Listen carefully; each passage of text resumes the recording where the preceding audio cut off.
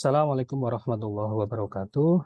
Sebelumnya, perkenalkan saya Adi Dwi Hatmanto, salah satu staf pengajar atau dosen di Departemen Kimia, Fakultas Matematika dan Ilmu Pengetahuan Alam, Universitas Gadjah Mada. Jadi pada kesempatan ini saya ingin memaparkan rencana pembelajaran semester atau RPS dari salah satu mata kuliah yang saya ampu, yaitu Kimia Dasar 1. Jadi pada mata kuliah ini ada dua pengampu. Yang pertama adalah saya sendiri, yang kedua adalah Prof. Mudasir. Ya. Baik, sebagai pendahuluan, mata kuliah Kimia Dasar 1 dengan kode MKK 1101 ini merupakan salah satu mata kuliah wajib di Departemen Kimia dengan bobot 3 SKS. Jadi mata kuliah Kimia Dasar 1 ini membahas tentang dasar-dasar teori ilmu kimia dan reaksi-reaksi kimia, kemudian struktur materi dan tabel periodik unsur, kemudian sifat fisik dan keadaan materi, lalu konsep mol dan juga perubahan energi. Bagaimana dengan CPMK-nya? Jadi untuk capaian pembelajaran mata kuliah, untuk mata kuliah Kimia Dasar 1 ini akan ada 5 CPMK. Yang pertama adalah mahasiswa dapat menguraikan konsep unsur, senyawa, dan reaksi kimia. Kemudian CPMK yang kedua adalah mahasiswa dapat menghubungkan konsep kuantum sederhana berkaitan dengan ikatan kimia dan menghubungkannya dengan struktur dan sifat suatu molekul. Kemudian mahasiswa dapat menguraikan konsep mol yang berkaitan dengan reaksi ion, reaksi dalam larutan, dan juga reaksi redoks. Kemudian CPMK yang keempat adalah mahasiswa dapat menguraikan konsep energetika yang mengiringi suatu reaksi kimia. Dan yang terakhir, CPMK yang kelima adalah mahasiswa mampu mengidentifikasi jenis senyawa karbon, polimer, dan juga biokimia. Lalu bagaimana dengan materi kuliah dan juga rencana mingguannya? Di pertemuan pertama dan kedua, kita akan sampaikan tentang kontrak belajar, kemudian konsep-konsep dasar, dan juga unit-unit pengukuran. Di pekan ketiga, kita akan diskusi tentang konsep elemen atau unsur, kemudian senyawa, dan juga reaksi kimia. Di pekan keempat, nanti kita akan membahas tentang mekanika kuantum dari suatu atom.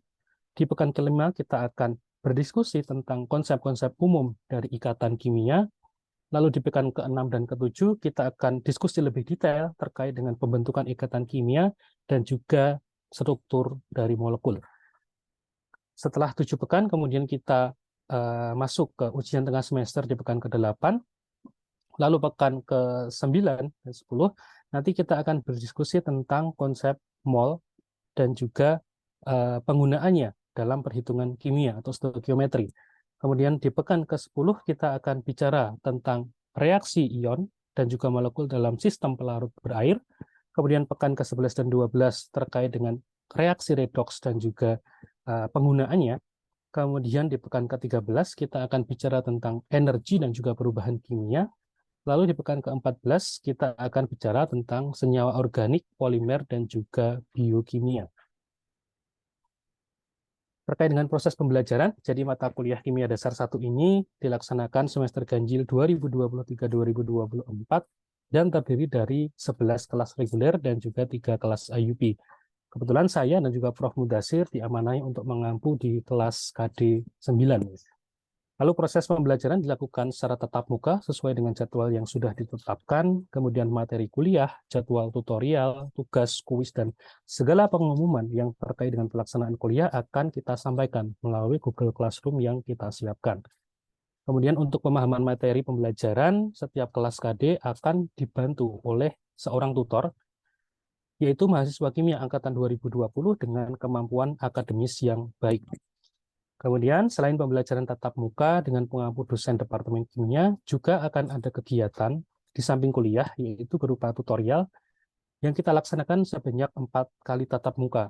2 kali kita laksanakan sebelum UTS, dan 2 kali kita laksanakan setelah UTS atau sebelum UAS. Lalu untuk tugas kita berikan sebanyak 6 kali, di mana masing-masing tugas biasa terdiri dari 10-15 soal latihan. Lalu untuk kuis kita lakukan 4 kali, masing-masing terdiri dari sekitar 7-10 soal. Lalu bagaimana dengan komponen penilaiannya? Kita bagi menjadi 3. Yang pertama UTS dengan persentase sekitar 40%, kemudian UAS sekitar 40%, dan juga kuis dan tugas dengan akumulasi sekitar 20%. Sehingga kalau kita total 100%. Penilaian menggunakan distribusi normal atau nilai mutlak dengan 9 kriteria. A minus, A per B, B plus, B minus C, D, dan E. Kemudian berikut adalah list referensi atau buku referensi yang bisa kita gunakan untuk perkuliahan ini, bisa diakses. Oke, kita akan masuk ke bagian ini ya. Energi kisi. Ya, ini sebagai pengantar untuk nanti kita bisa menunjukkan bagaimana kuat lemahnya interaksi antara anion dan juga kation.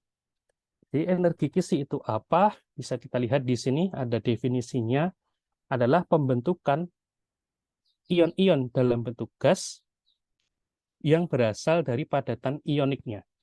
Jadi syaratnya material awal atau bahan awalnya adalah suatu padatan ionik. Ini ada simbolnya S, artinya solid ya. Solid, padat, yang kemudian dia terurai menjadi By plus ini. Sorry, ini seharusnya A ya. Ay plus ini sebagai kation, karena dia bermuatan positif yang berada pada fase gas, dan Bx minus yang merupakan anion yang juga berada pada fase gas di sini. Ini anion, yang di sini kation. Jadi energi yang nantinya dibutuhkan untuk menguraikan senyawa ionik dalam wujud padatan menjadi ion-ionnya dalam bentuk gas, itu yang kita sebut sebagai energi kisi. Ya, ini ada ilustrasinya. Di sini ada 1 mol NaCl, sodium chloride. Kita tahu terbentuk dari ion Na plus dan Cl minus yang membentuk struktur kisi 3 dimensi berbentuk kubus. Nah, ini ilustrasinya. Masing-masing anion dikelilingi oleh 6 kation, begitu juga sebaliknya, masing-masing kation dikelilingi oleh 6 anion.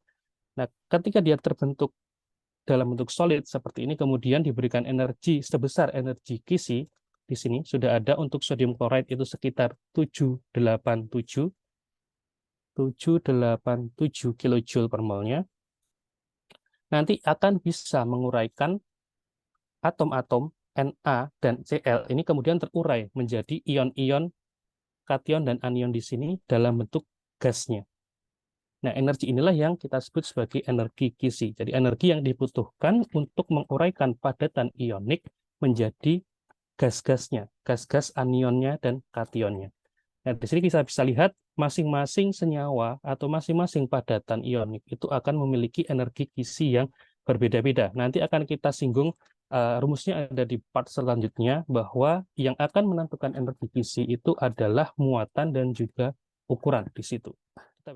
Nah, pentingnya di mana? Nanti nilai energi kisi itu dapat kita pelajari melalui siklus Haber, Born-Haber di sini. Saya buka slide-nya secara utuh terlebih dahulu. Nah, di sini kita lihat tahapan-tahapan pembentukan NaCl dalam wujud padat yang berasal dari unsur-unsur penyusunnya. Kita tahu NaCl tersusun dari Na dan juga Cl. Pada kondisi alamiahnya atau kondisi alamnya, atau kondisi asalnya, Na adalah padatan. Na berwujud padatan, sedangkan Cl berwujud gas di situ sebagai Cl2, bukan Cl atomik ya, tapi Cl2. Nah, di alam Na sebagai Na padatan, Cl sebagai gas diatomik Cl2 di situ. Nah, bagaimana terbentuknya NaCl di sini? Tentu tidak satu tahap ya, dia melalui tahap yang bermacam-macam. Startnya kita dari sini. Na posisinya di sini, Cl posisinya di sini. Dia masih berada pada kondisi awalnya atau kondisi dasarnya. Na sebagai padatan Na, Cl sebagai molekul diatomik Cl2 di situ. Oke, kita lihat masing-masing tahapan akan memiliki energi yang berbeda-beda. Pertama, kita lihat tahapan yang pertama di sini. Tahapan yang pertama di sini, kalau kita lihat, membutuhkan energi sekitar 107,8 kilojoule. Nah, energi ini apa? Adalah energi yang dibutuhkan untuk sublimasi dari Na. Kita tahu Na tadi berwujud padatan, kemudian mengalami sublimasi sehingga membentuk gas di sini. Na padatan kemudian menjadi gas, itu membutuhkan energi sekitar 107,8 kilojoule per mol di situ. Tahapan yang kedua apa? Adalah disosiasi dari Cl. Karena Cl tadi alam atau pada kondisi alamiahnya itu berada dalam bentuk diatomik Cl2, maka untuk menjadi NaCl maka dibutuhkan energi untuk memutus ini. Cl2 harus diputus dulu di situ, yang kita sebut sebagai disosiasi Cl, Cl2 di sini. Nah, itu akan membutuhkan nilai sekitar 121,3 kilojoule untuk setiap molnya. Nah, di sini kalau kita lihat Na solid menjadi gas. Kemudian Cl2 kalau lihat ke atas ini sudah menjadi Cl dalam bentuk gas. Sehingga Na dalam bentuk gas, Cl juga sudah dalam bentuk gas di situ. Cl sudah tidak lagi diatomik, tapi monoatomik di situ. Na gas dan Cl gas. Nah, selanjutnya apa? Yang terjadi adalah ionisasi dari Na. Na untuk menjadi Na+, di sini kalau kita lihat Na+ dalam bentuk gas. Nah, Na ketika menjadi Na+, itu butuh energi ionisasi yang sudah kita bicarakan pada pertemuan pertama kemarin. Maaf, maksud saya seminggu kemarin. Nah, di situ energi yang dibutuhkan untuk melepas satu elektron dari atom Na itu adalah 495,4 kilojoule per molnya. Jadi ketika dibutuhkan untuk melepas satu elektron, maka butuh 495,4 kilojoule per mol. Sehingga Na yang tadinya Na0 atau Na gas atomik belum menjadi ion, ketika melepas elektron, dia akan menjadi ion Na+ dalam bentuk gas. Itu butuh 495,4 kilojoule per molnya. Lalu step selanjutnya apa? Adalah Cl. Cl yang tadinya Cl0 menjadi Cl negatif di sini. Yang kaitannya dengan afinitas elektron yang sudah kita bahas pekan sebelumnya kemarin. Jadi ketika Cl itu menangkap elektron, itu nanti akan membutuhkan energi minus 348. Minus artinya melepas energi, lebih tepatnya ya. Jadi energi yang dibutuhkan itu nilainya negatif, artinya dia membentuk sistem yang lebih stabil, atau dia menangkap elektron dengan melepaskan energi sekian, gitu maksudnya. Nah, setelah Na+ dalam bentuk gas terbentuk, Cl- dalam bentuk gas juga terbentuk, maka ketika nanti dia bergabung ke bawah, kalau kita lihat, maaf ini saya pindahkan dulu.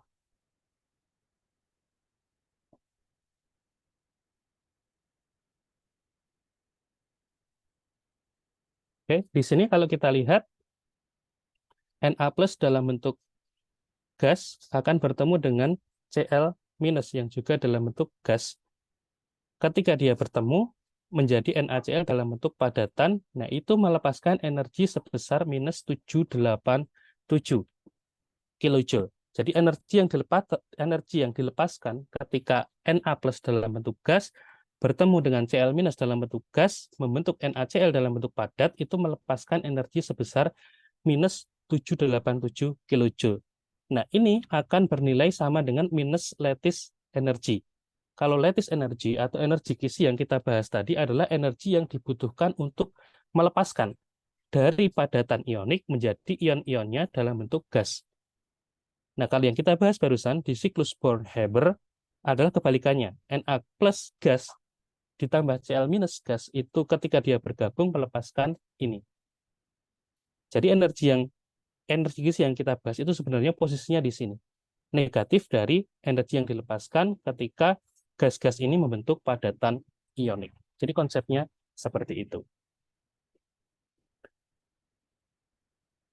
Oke, kemudian saya buka sekalian semuanya. Nah, di sini adalah pembentukan NaCl. Tadi sudah kita singgung ya, sebenarnya sudah kita bahas cukup detail di beberapa slide sebelumnya tadi. Jadi terbentuk NaCl dalam bentuk solid berasal dari Cl- dan Na+ dalam bentuk gas di siklus Born-Haber tadi, itu NaCl plus 787. Artinya dia melepaskan energi sebesar 787. Ketika Na+ dan Cl- itu bergabung menjadi NaCl, ada sebesar 787 kilojoule yang dilepaskan. Nah, karena energi ini dilepaskan, maka nilainya akan menjadi minus U. Tadi sudah saya singgung di part sebelumnya tadi. Jadi U di sini adalah negatif dari minus 787. Negatif minus 87. Mana kursor saya? Nah, negatif dari minus 787 kilojoule akan sama dengan positif 787. Nah, inilah yang kemudian kita sebut sebagai energi kisi dari NaCl di situ. Nah, kalau kita lihat di tabel-tabel di awal tadi, maka kita bisa tahu bahwa masing-masing padatan ionik itu akan memiliki energi kisi yang berbeda-beda. Kalau kita back sedikit ke slide sebelumnya, di sini ada LiCl, NaCl, KCl dengan 845, 787, 709. 845, 787, 709. LiCl, NaCl, KCl di sini. Nah, kita bisa melihat ternyata ada pola yang berbeda di situ.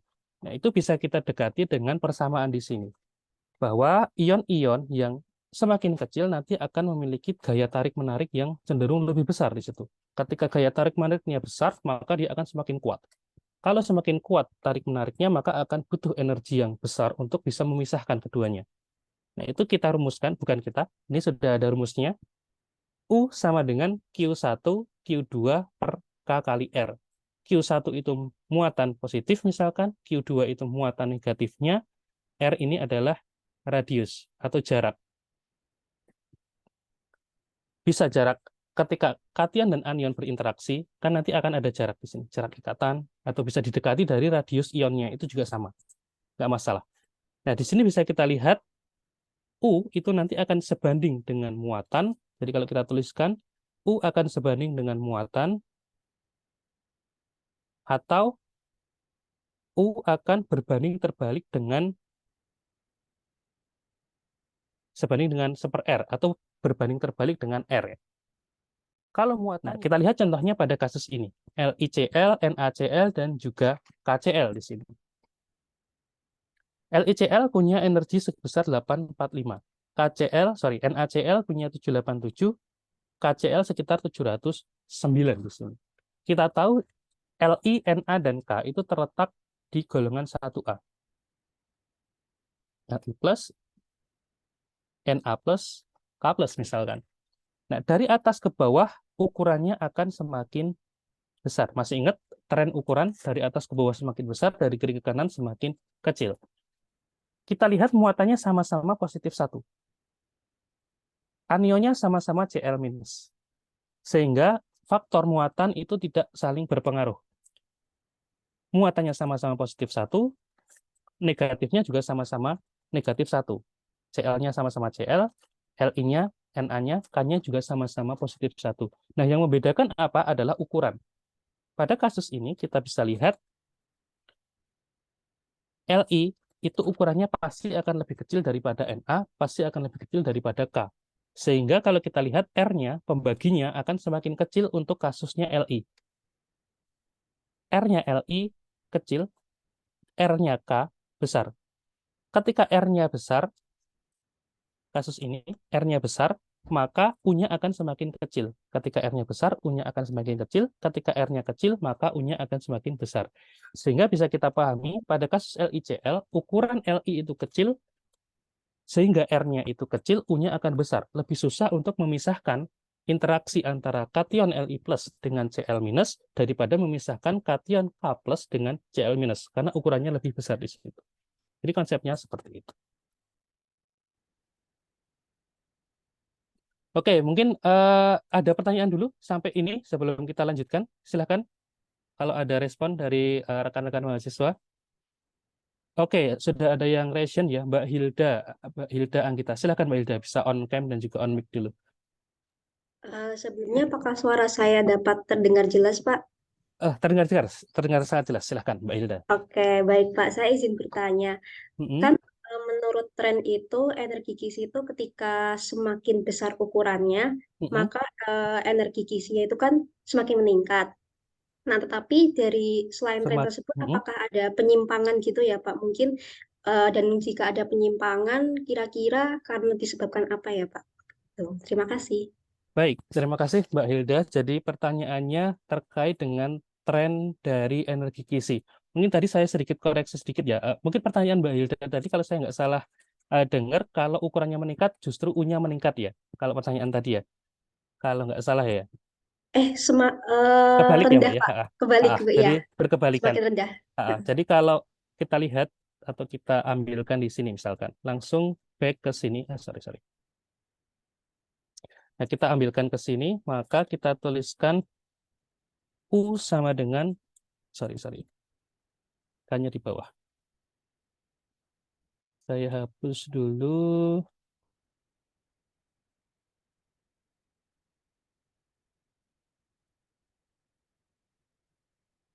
Q1, Q2 per K kali R. Nah, di sini kalau kita bandingkan U dengan R, ketika R-nya semakin besar, maka U akan semakin kecil, karena dia berkebalikan. Jadi salah satu contohnya adalah LiNaK dengan anion sama-sama Cl. Nah, kasus lain misalkan untuk lebih memperjelas, kita lihat antara LiCl dengan apa ya yang lebih membedakan LiF misalkan. Kita lihat LiCl dengan LiF. Kationnya sama-sama Li+. Li+. Kemudian anionnya berbeda. Satunya Cl-, satunya F-. Ini nggak bisa kita perhatikan karena dia sama. Nggak ada masalah. Yang kita perhatikan adalah Cl- dan F- di sini.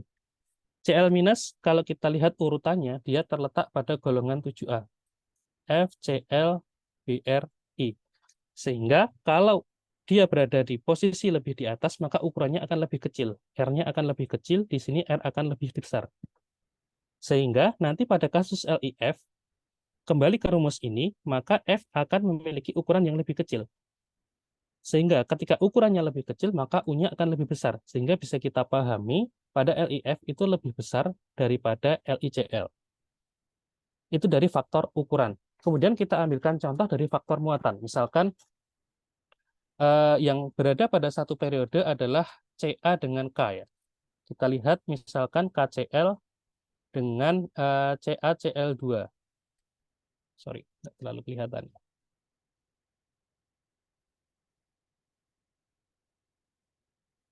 CaCl2. Nah, di sini CaCl2 dan K dengan Ca itu golongan 1A, golongan 2A di periode yang sama, kalau saya nggak salah ingat ya. Nanti tolong dicek. Halinaka. Di sini BEMGCA. Ya, dia K dengan Ca berada pada periode yang sama. Sehingga ukurannya akan relatif mirip. Meskipun dia beda, tapi tidak terlalu signifikan. Beda kalau kita bahas Cl dengan F misalkan. Kalau Cl dengan F, dia sudah berada pada periode yang berbeda. Kalau periodenya yang berbeda, maka pasti kulitnya juga akan berbeda. Sehingga kalau jumlah kulitnya berbeda, otomatis dia juga akan berbeda ukurannya secara signifikan. Nah, pada kasus ini, K dengan Ca itu cenderung mirip karena dia berada pada periode yang sama. Sehingga K dengan Ca itu comparable ukurannya, Cl juga sama-sama Cl negatif. Sehingga faktor R itu tidak akan dominan di sini. Sehingga yang akan lebih dominan adalah muatannya. Karena R-nya cenderung mirip, maka muatannya yang akan dominan di sini. Kita lihat, K itu membawa satu muatan, Ca membawa dua muatan positif. Dengan Cl sama-sama negatif 1. Nah, kalau kita lihat, Ca membawa muatan dua kalinya K. Kalau kita bayangkan di sini ada dua muatan positif, yang satunya ada satu muatan positif. Faktor pengalinya hampir dua kali lipat di sini. Sehingga energi kisi untuk CaCl2, kalau kita bandingkan dengan KCl, bahkan bisa tiga kali lipat di sini, karena muatannya jauh lebih besar daripada K+. Nah, untuk penyimpangan, sejauh ini tidak akan banyak kita temukan penyimpangan, karena polanya nanti akan mengikuti tren ini. Ketika muatannya semakin besar, maka tarik-menarik semakin kuat, energi yang dibutuhkan untuk melepaskan akan semakin besar. Lalu jari-jari atau ukuran, semakin besar ukurannya, tarik-menarik akan semakin lemah. Karena jarak antara inti dengan elektron juga akan semakin jauh. Ketika R-nya besar, maka U-nya akan kecil. Oke, jadi itu ya Mbak Hilda, sedikit pemaparan atau penjelasan tambahan. Ada lagi tadi sepertinya ada yang raise hand ya, Mas Aiman sepertinya ya. Silakan Mas Ya, Aiman. Pak. Siap, Pak. Oke, silakan Mas Aiman. Terdengar Ya, Pak. suaranya. Tadi saya masih bingung apa itu Ah, siklus per Weber, Pak, dan bagaimana ah, konsep ini digunakan untuk menghitung energi pelepasan energi dan ion. Ya, energi kisinya ya. Iya, Pak. Oke, oke, ini saya ulangi sedikit ya. Ini saya hapus dulu.